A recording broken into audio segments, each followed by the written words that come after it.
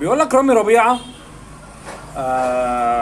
آخر جلسة ليه مع النادي الأهلي طلب 84 مليون في السنتين اللي هيجددهم، يعني عايز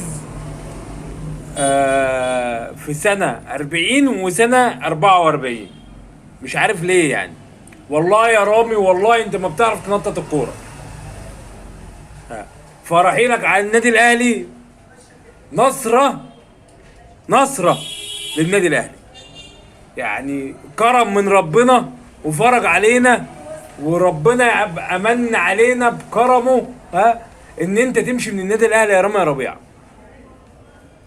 عايز 84 مليون جنيه في الموسمين؟ ليه؟ بتعمل ايه يا رامي ربيعه؟ ده انت اكتر واحد ملبسنا بلينات. ده انت من غشامتك بتخش دخلات في كور هايفه، بتلبسنا فاولات وبلنتيات. ايه يا رامي؟ ايه يا رامي؟ ده بص، احنا زعق لنا نبي كده. ها، احنا دعينا دعوه في ليله القدر ان ربنا ينصر النادي الاهلي فخرجك منه، والحمد لله. بركه يا جامع.